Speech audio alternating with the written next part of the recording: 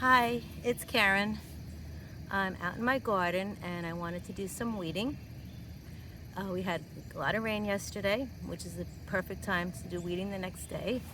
The roots have been loosened up and they're a little bit easier to pull out. And I was guided to share with you how the roots of the plants can teach us about our own root chakra, about how we hold everything in our root chakra, whether good or bad. So the plants are so happy to demonstrate this. I did loosen up the soil to try to make things a little bit easier to come out of the ground. So as you can see, roots run very long.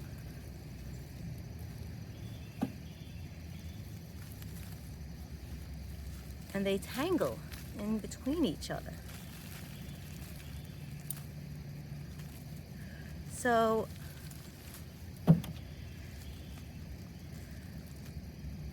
this is why when you hear that you have to do healing, you say, well, how come I just can't get it all done the first time around? And then you have to realize that the roots are so deep. They run into our subconscious and also our deep subconscious. And also, it's just a perfect metaphor to say about how the rain helps loosen up the roots, because rain or any type of water is symbolic for emotion. So if we let our emotions, if we let ourselves feel our emotions, acknowledge them, then we actually can get to the root of the problems. So just as the rain helps me get to the roots, our emotions help us get to our roots. So it's always very important to feel your emotions. If you just want to stuff them down, well, that's where they're going to end up. They're going to end up in the roots. I want to find some plants that have really deep roots, because I am a visual learner, and lots of times people are visual learners, and it's easier for them to comprehend. So this is an iris, beautiful flower in the spring, and she was just covered with roots from another plant, and they were taking over her space. They were taking away her nutrients. They were kind of honing in on her territory. So sometimes our roots belong to us. They belong to our ancestors. They also belong to everything we've experienced in our life as children, as teenagers, as young adults. We just, if we can't cope with what we're witnessing, we just push it down. We just push it down and we push it out of our conscious mind. But then what happens is that it's just in our subconscious mind. And in that case, it will eventually come back up and we have to clear it. And anybody who's ever tried to dig out a dandelion will know how deep a root can go. And I don't want to vilify dandelions, because dandelions are a wonderful herb. You can make tea from it. You can also, in the spring when the leaves are young and small and tender, you can put them in your salad. So I just, from this one little iris, I just pulled this huge root, this huge weed from her. So back to the dandelions. You know that if you try to pull it out, it might be impossible to pull out, and it might also break. So if you leave a part of the root in the ground, it will grow back. So that's the same thing with us. We always have more things that we have to clear because the root has not been completely taken away. There is still more in there. So here's just a couple more roots. I just want to I'm just trying to pull them apart, trying to show you. Like this little tiny green plant, I think I broke its root. Then there's another one just entwined in it. So we are a very complicated and complex being, just like plants are. So this is just showing you the kind of work we have to do and explaining a little bit why we have to do it.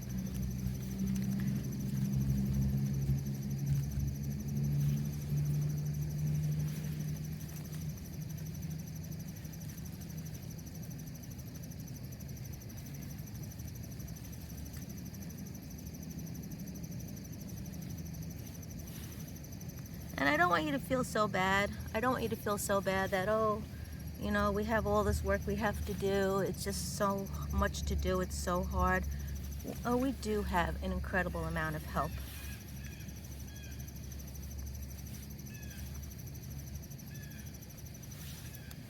So just like how the earthworms here help the plants, we have help like that. We have help where people, or even our angelic beings, our guides, we have so much help available to us that we don't have to feel that we have to do this alone. Yeah, so I really am trying to get you a good root to show. Yesterday I was pulling some out. On the surface there was about this much of green leaf showing, and underneath the soil it was more than a foot long. So you can understand, if something is more than a foot long, you can understand how deep the roots go.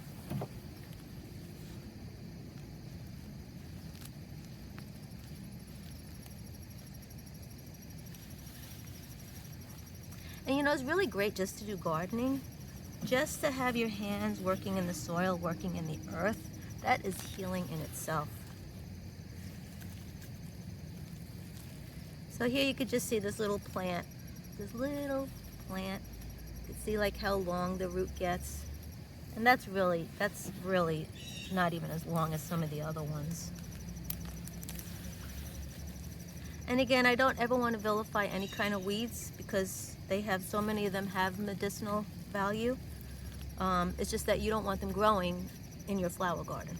You know, you can have a special herb garden, but it's everything has a purpose, including our roots. We have decided to try to take on these challenges when we come into this life. Hey, so I don't want you to have to watch too much of me just trying to go through the entanglement of weeds, but then that is kind of important to realize, that how our roots can be entangled with other people's roots, other people's stories, family members, co-workers. We can pick that up. So it is important to realize that not everything belongs to us, but we are sensitive beings. Many of us are empaths, so we pick up what other people are letting out. So oh, here's a nice long root. I'm not even sure what this belonged to. I have no idea. The actually travel. I hope this has given you some insight, and please feel free to contact me if you would like to learn more and have a healing session with me, or purchase one of my flower photos. They hold the energy of healing. The website is KarenCrehan.com. Thank you.